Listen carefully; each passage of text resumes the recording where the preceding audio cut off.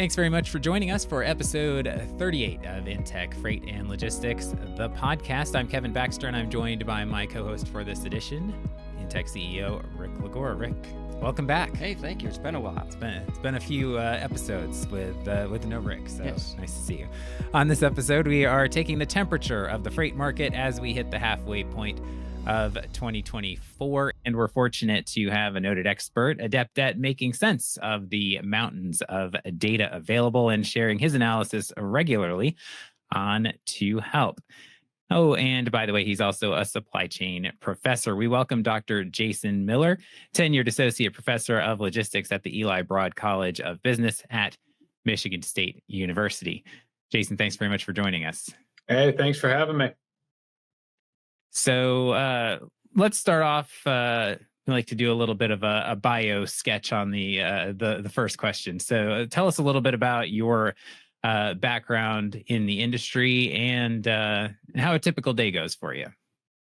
Yeah, so background. So my dad was a driver a little bit in the 80s as a leased owner operator from time to time. After that, he got out and he worked for International as a sales engineer. So I kind of grew up around the industry, majored in logistics when I was an undergrad.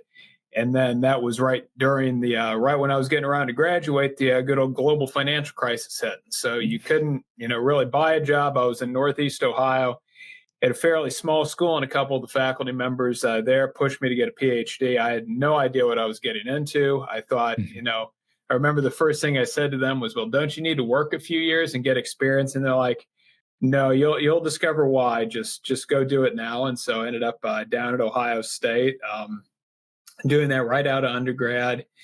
And during that process, kind of got involved with some trucking related research. That was right at the same time then that the CSA program had started, publicly disclosing data.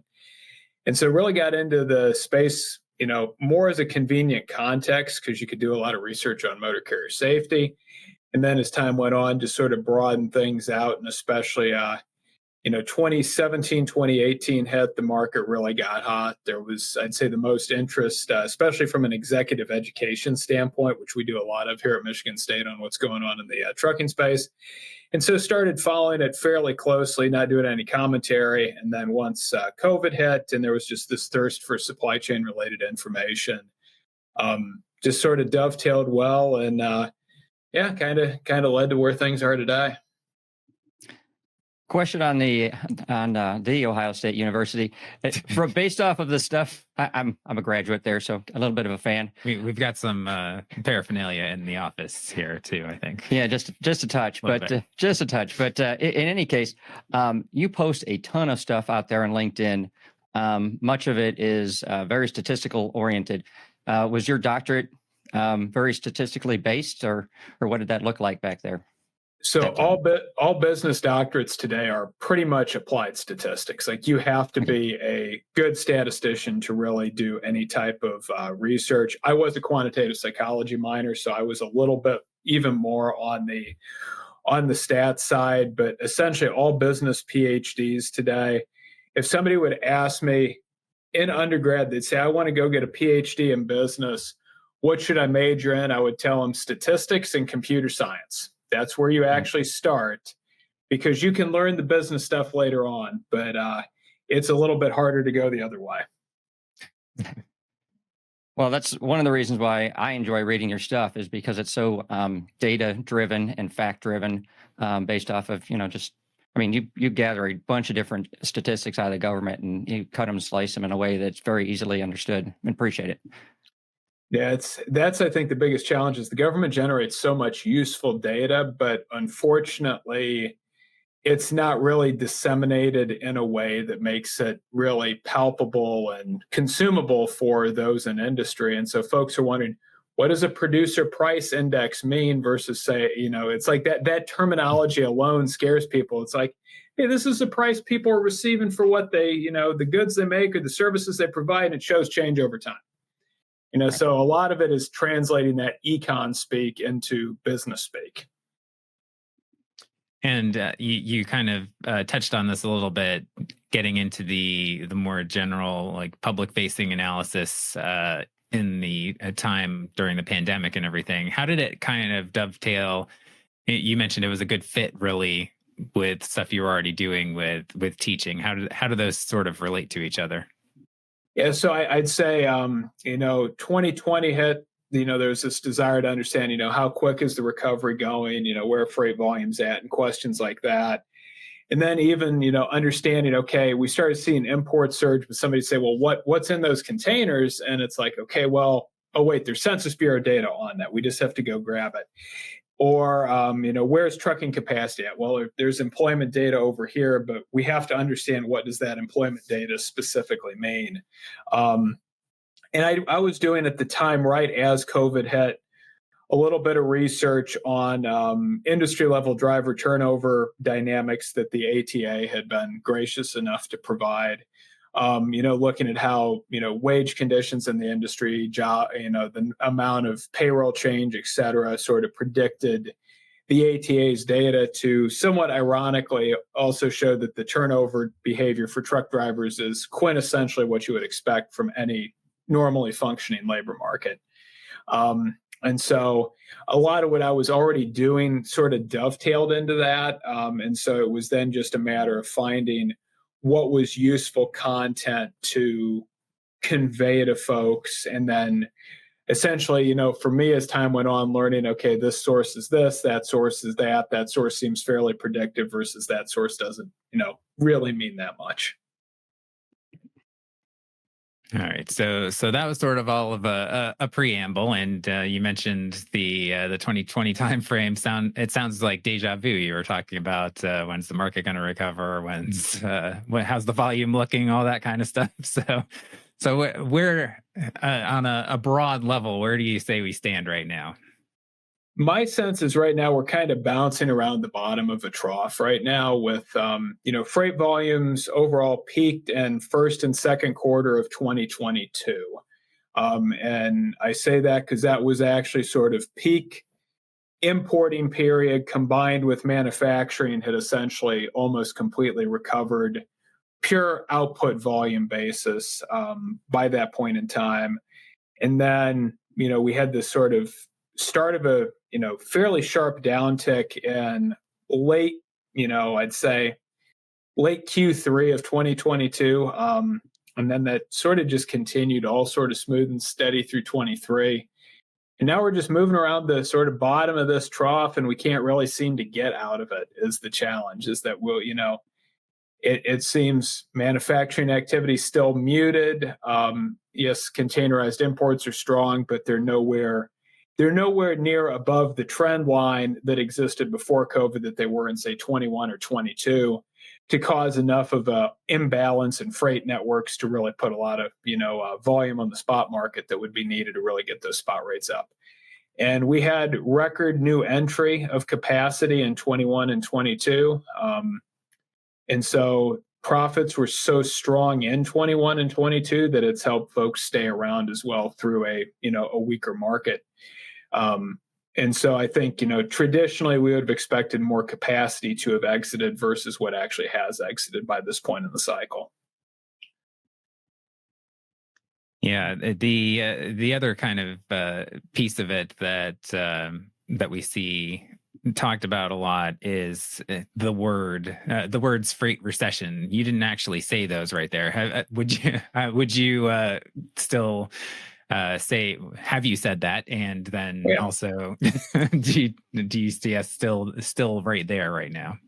Yeah. So, and this is a question of how would you define a freight recession? And so for me, it would be, I'm going to say a prolonged, which I would say would probably need to be at least 6 months. So kind of akin to the rule of thumb, though not the official rule for what a recession is for the broader economy. But for me, a freight recession is sort of a prolonged period of seasonally adjusted freight volumes being lower than what they were previously. And so, yes, I would consider us to still be in that recession because, if anything, Q1 of this year was actually the new low point so far. So we've not seen any signs yet that we're starting to get out of, sort of that cycle versus, let's say, in 2014 we had a peak, and then 2015, 16 we were were down years. But then by about Q2 of 17, it was starting to pick up enough volume. You'd say, okay, we're out of this freight recession.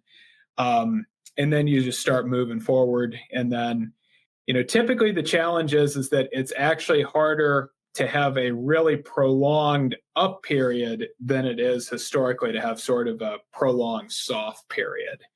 And so we're really getting to experience that prolonged soft period at the moment. Yes, unfortunately, yes. You pay attention to, as I said, a bunch of different statistics out there, or a bunch of data sets, I should say, that you'd go ahead and do some statistical analysis on. What are the key ones that you're looking at right now to try to figure out when you think we're going to get out of this particular trough that we're in today? Yeah, so I look at it a couple ways of, first off, what is just, spot pricing data showing? Because that really is your best sort of current balance of supply and demand. What I have found is a very predictive indicator as you look at like DAT Freight and Analytics, take their broker buy contract rates, take a look at those compared to the spot rates for that specific mode. No, leave fuel surcharges in. I'll admit, I differ from a lot of folks. I'm not a fan of taking an implied fuel surcharge for spot line haul rate, or to get a line haul spot rate. I just am not a fan of that. Just don't mess with it. So I like to look at basically what's the spread between those, because historically there's been some nice sort of turning points and thresholds where we can see that if that ratio drops below certain levels, the market will shift. We're still well above sort of that magical threshold right now, speaking here in late June. So my sense is that, we're still a while away from a significant turn. So I'm always looking at that from a gauge of like, where's things at right now? From a pure pricing standpoint, what is the dry van over the road sector experiencing? The Bureau of Labor Statistics has a producer price index for general freight trucking, long distance truckload, and specifically the primary services component. So it's a super narrow data set that has both contract and spot rates in it, and does a very good job at sort of tracking where the market's at. That data through May is still in the blah territory at the moment. So those are my real go-tos on a pricing side.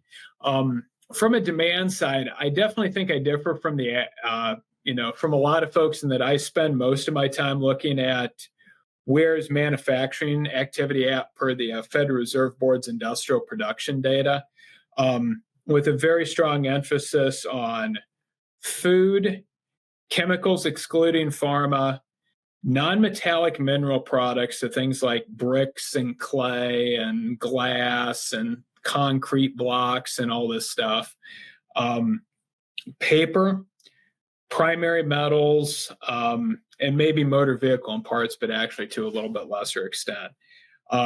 So where's manufacturing at, and then where's wholesale trade at? Because how the Census Bureau collects data is really a lot of shipments that people think, oh, this is retail freight. It's actually coming from what would be considered a wholesale type of establishment. And then I tend to look fairly closely at residential construction activity. The BEA produces that with the GDP data for something called real residential fixed investment. That has been very predictive of where the trucking market's going, especially a sudden increase. We tend to see a bull market, a sudden drop. We tend to see a bear market. And then tracking fracking activity as well. And so kind of between a lot of that covers roughly 80 to 90% of freight demand right there that trucks move. And so you mentioned DAT. I think you just posted something yesterday or today about sort of mid-year check-ins, and good timing there as well. So one of the questions that everybody has is that that projection of when the bounce is actually going to happen. So tell us what you're thinking right now, what the data is showing. Yeah, so what I would say is I like to frame it right now. I can't tell anyone exactly when that bounce is, but I can probably put a little bit of a collar on when do I think it first could happen. So a more conservative prediction on my part. My general sense right now is that we are not going to have the potential for a meaningful, substantial uptick in the dry van truckload space until the second quarter of 2025 at this point. And the logic for that being, if you look back at what I was saying 9 months ago, I was sort of saying Q2 2024 was the first chance for a meaningful change if everything went right. And everything has not went right because the Fed has not been able to lower interest rates. And so at this point, if we start, thinking about things, really freight demand for the rest of 2024 is actually pretty much already baked in at this moment in time because you've got importers ordering stuff for the holiday season already. You've got capital investment decisions have been made for the rest of this year. And so it's really now a question of what's next year look like. The first quarter of the year is always just less freight volume. In general, January is really the slowest month of the year, January and February. So it's hard for a market to turn when demand is at its seasonal low. And so I start thinking, okay, if the Fed would be able to do 1 or 2 rate cuts, do we see a nice rebound in construction activity, next year? That happens, okay, that puts more freight in the system. That gives us that potential to get out of where we're at. Because one of the things that looking back historically, we've only had bull markets from a carrier pricing standpoint because of strong demand. It's never been too much capacity has left the market. And so I'm not a believer that you can have a bull market be entered because too much capacity leaves. You can reach equilibrium, but you don't get into that bullish pricing cycle. And so for me, I look out and I say 2025, Q2 is the first chance. But again, everything has to start going right. And there's a lot of ifs in that. We have to start seeing interest rate cuts. We cannot see, a even worse tariff war breakout because we already saw what that did in 2019 in terms of causing a freight recession. And so we have to sort of, we have to have a lot of things go right, I think, at this point, even to get a bull market kicking in roughly 9 months from now. So on that front, in the election year, do you think that makes it even tougher for those things to hit right because of the conversations going back and forth in public?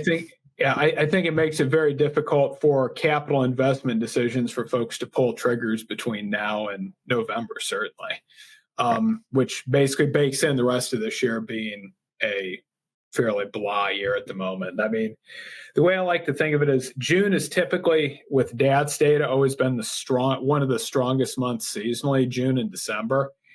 And this year we're up right now 3 cents per mile, dry van, fuel included, from May.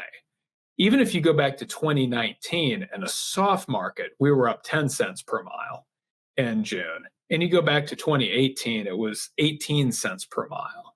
And so the increase we've seen this year has just not been spectacular by any stretch of the imagination.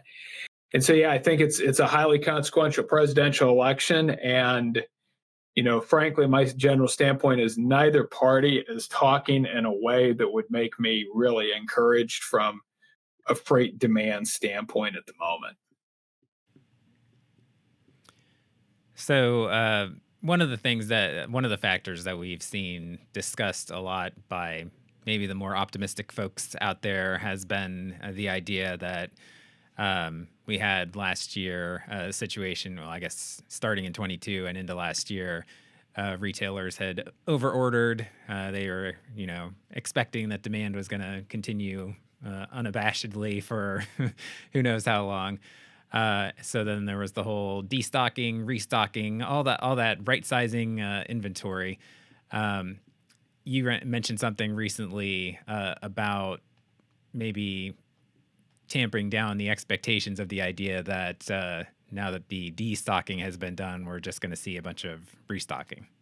Yeah, that doesn't happen. I mean, I teach a 4-hour executive education seminar on advanced inventory management. So like I cover in my MBA courses, I cover 2 weeks of inventory. So I teach a lot about inventory. The phrase restocking is not in any inventory control concept that has ever existed, created by industrial engineers, created by supply chain faculty. People misinterpreted what happened in 2020 and 2021. You had these couple big shocks to demand. And forget the March panic buying piece. Put that behind everybody. But you have in June of 2020, folks come out with their stimulus money and reopening and buy up basically everything they can get. And take building materials as a good example. May and June of 2020, there's this huge surge of demand at Home Depot, Lowe's, et cetera. And that draws down inventories a lot. So demand is like 15% higher. And because of that, inventories have now been drawn down substantially. And so at that point, you do have to have replenishment orders, not only to meet this 10 to 15% higher demand, but you also do need to rebuild your inventory to get it essentially at some stable basis relative to demand. So you not only have to rebuild that hole in your inventory, you then have to add a little bit more because your demand is higher because you want to provide a target service level. So at that stage, there's restocking that does have to take place. Fast forward, and it's 2021, and we have 2 rounds of stimulus in January and March, and the March one especially. Huge surge of demand again. Inventories get ripped down again. And so this is at the stage where, again, we do have to have some restocking, and demand is high. At that point, the retailers just chronically overordered. I think people were trendline projecting that this type of demand was going to stay for an extended period, where it was really a 6-month blip while people had stimulus funds. And so we then had this huge glut form, as you mentioned, really starting actually in December of 21 and then through about the first half of 22. And then you start to see inventories get whittled down. And where we're at now is, for most sectors, is inflation-adjusted inventories have been flat now for a couple months. So during that period where we had to whittle inventory down and demand was lower, then yes, that was really putting a strain on order volumes. But now the fact that inventories have basically leveled off and are kind of normalized in some sectors relative to demand, there's no restocking because inventories are normalized. And so I think people overgeneralize this dynamic that took place in 20 and 21. And it's not going to happen now. We're not seeing retailers going out and saying, well, I need to add even more inventory because of X, Y, and Z. I'm only adding inventory if I think my demand is going to be substantially higher. And I don't get the sense that anyone is expecting a positive shock in consumer demand in the second half of this year. If anything, possibly the opposite. Well, you've got to think that they'd be a little extra gun shy based on what did happen a couple of years ago as well. Yeah. And so this is it. And that's where I think that I don't really understand where this restocking narrative has come from, because there's no concept of that in inventory theory. It's the same way people talk about just in case inventory management. It's like that's not a thing. It's just you're resetting how much safety inventory you need. If lead times are longer, if demand's more volatile, and if lead time is more volatile, I need to hold more safety inventory to provide a given target service level. Like, this is just pure math. That's not changing how I manage a policy. If it's a min-max policy, that doesn't change. If it's what we call a periodic review system with an order up to level, which is how most firms manage inventories, that's not affected. I just don't think it's a very flashy term, and that's why it's, we hear this term, but it's like, you don't talk about that when we teach folks how to actually parameterize inventory in a real physical example with real demand data. So in terms of talking about all the ordering, let's just jump to the Red Sea just a little bit. We're starting to see pricing increase there because capacity is tightening up because they're having to go. There's a period of time that you can go ahead and take that blip of additional time going around Africa, but eventually it's going to catch up to you, which it seems to be the case right now. So with that, do you see any real impacts coming into the North American market because of what's going on with on the Red Sea side? So so it's a great question. So this is a unique shock to pricing on the spot container side. And that is how I like to think of what the Red Sea crisis did. A lot of the carriers and other analysts have presented it as it was a supply decrease. And I'm like, no, that's not how you think about this. Think about this as a huge increase in demand in the form of TEU miles, because those containers now have to move a lot more miles, which now means there's a lot more demand with how we think it is measured. So this is a 20 to 30% demand shock on these trade lanes, but it's artificial because of having to sail longer. That does cause increased demand, even with the injections of supply. Price is still going up because that demand increase is more than we can put enough supply on these trade lanes. But the number of TEUs really hasn't changed that fundamentally. Yes, they're up above where they were last year, but make no mistake, they're way below where they were in 2022 at this time. So on the inland side, we're not really affected right now because the number of containers that we're processing through our ports is substantially, it's 10+% down from where it was for this time in 2022. So on the inland side, we're not processing more demand. We're actually processing less demand than 2 years ago. But from the ocean carrier side, they've had a huge demand increase because they're having to sail longer. And so that's why we're not seeing the spillover to the inland side like we did in 2021, where it was a demand shock, but it was a number of containers demand shock that took place and then caused everything to start getting overwhelmed. So it's just a fundamentally different dynamic. And we're seeing that right now. Railroad intermodal speed is staying strong. We're not seeing trains being held. And all of the like. So it's a different type of demand shock that, yes, it's a demand shock. It causes prices to go up, but it's not cascading to the inland side like it did in 21. Is there any kind of version of this continuing to a certain degree, something that continues to escalate or something in relation to the Red Sea that could eventually trickle down a little bit more? Not too much on the inland side, just due to the Red Sea. I mean, if we'd have an East Coast port strike that would be prolonged, that would create some froth in the market. But, again, the way I like to think of it is just to put freight volumes in perspective. In 2023, we imported 24 million TEUs.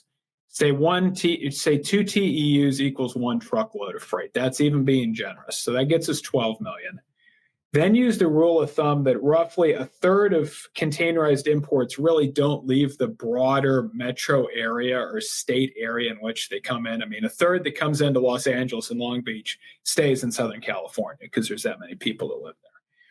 So that gives you 8 million truckloads to move inland. The railroads gobble up half of that at least. And certainly on a truckload mile basis, they take more than half. So that gives you about 4 million truckloads of containerized imports for long distance inland movements. Domestic factories produce 100 million truckload shipments a year. And so you can have a 10% bump in containerized freight. They get you about 400,000 additional truckloads a year. But you take a 1% negative hit manufacturing, that just took 1 million loads off the road. And yes, it's not the same part of the network, and you get those issues. But this is where you can have surges in imports, but if domestic manufacturing is weak, you're not seeing the type of volume you need. Great segue. So, domestic manufacturing, how is that looking? I know you just posted something recently talking about the export volume not looking so hot right now from the U.S. Yeah, domestic manufacturing. I mean, ISM's new order data continued to be weak through the most recent reading for May. The industrial production data from the Federal Reserve Board, it's just in general not encouraging right at the moment. We're seeing if there's any sectors that are showing some positive signs. Plastic product productions went up a little bit recently. That tends to be a modest leading indicator, and it's good news to see because plastic production just fell really sharply in the back half of 22, just in the span of 2 months. But paper production is still weak. Wood product production is still quite weak. Machinery production is weak. Primary metals of steel, aluminum is down 7% from where it was in 2017, which itself was down 7% from where it was in 2014. And so in general, it's just hard to get excited right now. I mean, motor vehicles has been still doing phenomenal. But I do start to wonder if we're going to start seeing a little bit of cracks on consumer buying of vehicles start to emerge here over the next 6 to 9 months. I would think that would be the case, considering that we haven't seen a rate reduction, and really the Fed hasn't been saying, "Hey, we absolutely see a rate reduction," and the number of rate reductions that they just were talking about is dramatically reduced from what they were talking about at the beginning of the year. To maybe we'll see 2, maybe you'll see 1. Who knows at this point? Yeah, I'm right now on maybe 1 this year. I don't see any more than that. I mean, previously I had been thinking 3. My original base case at the start of the year was we would see June, September, November. But I think at this point the Fed will be very hard pressed for any type of cut before the election. And that relates to the housing market as well. Obviously, it almost seems as if people are more scared off by the interest rates because of the mortgages compared to auto loans. Obviously, that the buying behavior seems to bear that out. Yeah, and people aren't doing the big renovation investments like they were, let's say, in 21. And the way I like to think of it is the one favorite series from the BEA. They picked up Q3 of 2020, this huge surge in residential building activity, essentially residential fixed investment. A lot of that was even renovation at that time. But by Q4 of 2020, we were up 20% from where we were before COVID. So we had seen a 20% surge essentially in all types of housing activity, not building apartments, renovating homes, putting decks on, et cetera. We stayed at that level through the first quarter of 2022, and then that's when the Fed started raising rates. And by the end of 2022, we had fallen 20% on that series, dipped a little lower in 23, and we picked back up a touch, but we're still down from that 20% elevated mark. I don't see, we're not going to get back that 20% elevated level without rates coming down. I would guess at least 100 basis points, and we're a long ways away from a 100 basis point cut. Oh, and that the freight implications obviously are both construction, all the renovation, all the materials that are would be used that aren't being used right now. Yep, no, exactly, and you can see that even within the import data, and you look and say, okay, well, we're up over last year at this time, and it's pretty much in every different industry vertical, but we're still down from where we were in 22. And it's furniture, it's building materials, it's all of these things where it's like, okay, you can see that knock-on effect of that slowdown in residential building activity. And it's going to take a while for, I think, that to ramp up.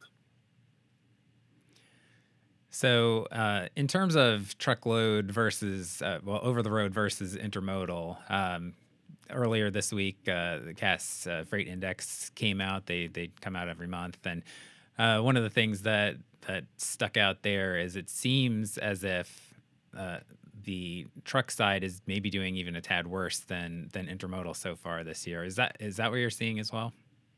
Yeah, so I mean, intermodal certainly much stronger than it was last year at this time, but that's also, I mean, in fairness, last year at this time, intermodal was a basically a smoking train wreck, no pun intended. I mean, it was doing just abysmally. Um, so it's better, but it's not great. It's intermodal loads are below where they were in 2018. They're way below where they were in the back half of 2020 and the first half of 21. Intermodal savings is kind of consistently at about 25% relative to truckload. But right now, I think the railroad's ability to gain market share is severely hampered by the fact that you can call up and get a truck with no issue at the moment. And so intermodal is certainly doing better than it was last year, but I would not put it in a quote unquote strong position in the slightest. It's still way weaker than it was in, let's say, 2018, or certainly the second half of 2020, first half of 21. Yeah, and on the intermodal side, I still think that it kind of misses the market in a few places because we keep it's always talked about in terms of price savings, and while at the same time the industry is looking for CO2 improvement, and there's significant CO2 improvement on that, and it seems like the trucking industry just kind of takes the air out of the entire room, and then intermodal, instead of talking about what it brings in terms of greenhouse improvement, it then starts talking about price again. No, I would agree. And I mean, the challenge is at the end of the day, when you look at, food manufacturing is the biggest user of truckload capacity by far. You figure it's about 50 to, conservatively say, well, let's go low end and say the value of a truckload of food shipment from a manufacturer's standpoint is maybe $50,000 worth. I mean, when I'm starting to thinking, okay, 800-mile shipment, I'm going to pay, let's say $2,500 for that versus $2,200 for intermodal. Is $300 really worth it when it's $50,000 and it is an OTIF that if I'm late, Walmart cuts me 3% of the value of that $50,000? It's like, oh boy, my chasing of $300 just costs me $1,500. That's not a good game plan right there, folks. Right. So we talked a little bit about the lack of capacity leaving the market because people did well enough during the peak period that they've been able to hang around. But another thing, going back to Cass for a second, that they've been pointing to for a while is the growth in private fleets. How is that playing into the volume equation and the capacity equation? I mean, yeah, so that's one. It's kind of harder to observe. I mean, somebody could go in. I mean, it would be potentially possible to try to back into this if somebody would go in and say, how have the number of inspections for Walmart trucks increased today versus what they were in, let's say, 2019, 2018, go into the CSA data. And you could probably use that as a reasonable proxy for how much more are they driving, or you could use just, equipment counts. It's certainly played some type of role. It's probably, again, making it harder for us to get off of that, off of the trough. So it's one that I think we have to sort of let it play out a little bit over time. I mean, but Walmart's the biggest example. I mean, they've added thousands of trucks to their fleet. And so that's tens of thousands of loads, hundreds of thousands of loads a year that have been taken off of for-hire carriers. Because not all of this expansion of private fleet is just organic expansion of existing sales. It's taking some market share back from the for-hire side. Yeah. So shifting before we let you go, we recently, a few episodes ago, had on Dr. Naren Agrawal, who is with Santa Clara University. He teaches supply chain management pros, and one of the things or future professionals, I should say, one of the things that we were discussing was AI and machine learning, and supply chain management obviously factors in so much. We're talking about the actual freight movement. We're talking about the inventory. We're talking about all sorts of other pieces to the puzzle as well. So, as you are also someone who teaches in that realm, how have you seen how that evolve? How have you seen the technology, the AI, the machine learning impact kind of how you're teaching and what you see going forward in the industry? Honestly, from a teaching standpoint, not really at all. And really the reason for that is we have to get students comfortable with just working with data in the first place and getting used to fitting a basic regression model or a basic, seasonal and trended exponential smoothing model. Turning them loose with things like, a random forest, machine learning algorithm would be incredibly dangerous, or a neural network. I've tended to find a lot of these very advanced approaches don't actually get implemented that much in practice. In sourcing, we've got something called the analytic hierarchy process that always gets taught and hardly ever gets used in practice because it's too quantitative. I don't think managers really want to make decisions off of black boxes that much. So will we see certain use? I mean, certainly, but at the end of the day, if you think about, the operations research challenges with managing a giant fleet of trucking company or giant fleet of trucks, that's a different problem that machine learning is really not going to be able to tackle, or AI is really not going to be able to tackle. We've got other tools for that, for sequential decision making, that do a fairly good job.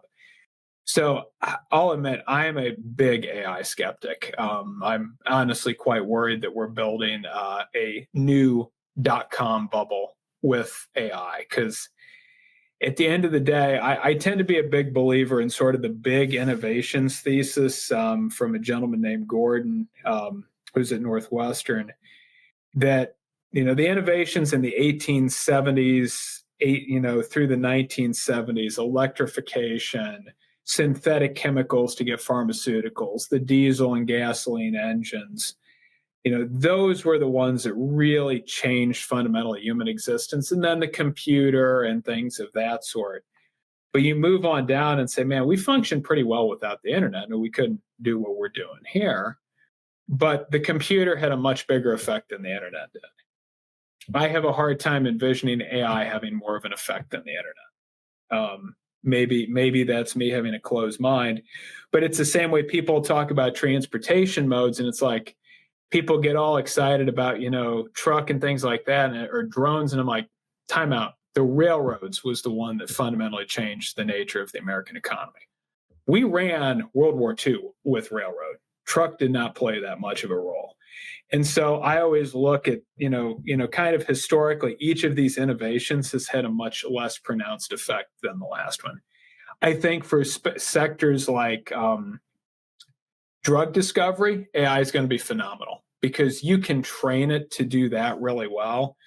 But I think the more people are involved in decision making, actually, the less effective AI will be. I think the more we turn it loose on, hey, figure out all these chemical reactions to anticipate who's going to have a negative consequence from this drug or design a better drug, I think it'll be phenomenal. So I think in the medical space, in the R&D space, it'll be incredible. In engineering, it'll be incredible. But I actually think our field is going to be sorely disappointed. Because I hate to say it, look at all the advanced statistical approaches that have been developed over the years, and most of those have not been implemented from a forecasting standpoint. I mean, my God, most people still don't even realize that manufacturing generates most trucking freight still. And that data is sitting online, and it has been sitting online for over a decade. So, right. Drives me crazy when they talk about GDP and they say, well, that's going to impact trucking. Well, no, it's not. Nope, it is doesn't not. do. Not at all. So anyway. Well, we really appreciate it. So tell us a couple of places people can find your work and follow you. Yeah, so the big thing would be LinkedIn. for anybody who's an academic in the space, it's a small world. Y'all know me. Y'all know where we publish at. So I'd say, big thing is LinkedIn. And what I'd tell you is probably if you're a practitioner, you probably do not want to pick up my academic writings, because the pure academic stuff, I hate to say it, we don't write for industry. We write for each other. So it is written in a language that is, how shall we say it? It takes 5 years for folks to get a PhD nowadays, is kind of the average, and there's a reason for that. That does one more question, because you do, with all the data and how you present it, you are able to present it in a very plain language, understandable way for people. How are you able to balance those two worlds and be able to get things across in such a straightforward fashion? So for me, like a lot of the content I put on LinkedIn, that's really how I teach. So that's kind of my teaching hat. And thinking about, teaching folks how to logically make arguments with data. The academic research side, that's what I've been trained to do. I've been doing it now for 14 years. So I'm very far down the rabbit hole and learning curve on that. And it's literally two siloed things. So there's, how do I think about content that is important, practical, that I want to put in the classroom or put in front of people, versus how do I go talk to my academic peers about something that's going to interest them? Makes sense. Yep. Jason, thank you very much for taking the time. We appreciate it. Yeah, thank you very much. And thank you for all the postings you put on LinkedIn. Really appreciate it. You're welcome. Hey, thanks for having me on. Well, that was a great conversation with Dr. Miller. And, we try to do our check-ins on the freight market from time to time. I think a lot of the things that I've seen from him dovetails with a lot of the things we've talked about as well. Oh, absolutely. And his view in terms of second quarter of next year is kind of where he sees things turning around. We've been saying similar things lately. We've been talking about interest rate cuts and saying, well, probably 6 months after the first interest rate cut. So, and listening to what Jason just told us, I'm a little bit discouraged, because he's saying that, well, we may only see one, and that one is going to be in November. So, that takes that a little bit further out than second quarter of 2025. Yeah, it keeps getting pushed out a little bit. Yeah. I mean, I think if you go back and look at a lot of the prognostications from about a year ago, I think people thought we were going to be in a better situation by now, and keeps getting pushed. And he is also feeling that the election this year might push it off even a little bit further, and make people more hesitant to at least put additional investment into their industries and into the networks that we're all working within. But yeah, great information from Jason, and we'll have his LinkedIn in the information on the post here. So you'll find it in the description of the podcast, and please do. It's a great follow if you're interested in the industry. Lots of information and a lot of different ways to sort of hone your perspective. So thanks again to Jason for joining us today, and thank you for joining us as well. Subscribe or follow now to ensure you get the latest episodes of the podcast as soon as they're available. You can help us out by rating and reviewing us wherever you watch or listen also. And please do drop a comment to us either on YouTube or on any of the traditional podcasting platforms that you might listen on. And if you have a more detailed question or maybe an off-topic question, whatever, podcast@intechlogistics.com is the email address. And you can find our website, www.intechfreight-logistics.com, for more about what we do. Rick, how did it feel to be back in here? Hey, it's great. Just like getting back on a bike. There you go. Well, we'll be back next time, maybe riding the bike a little further down the road. Who knows? I don't know what we'll be talking about, but we will be happy to hop back on and have you join us as well. So again, for Rick Lagore, I'm Kevin Baxter. We will talk to you next time.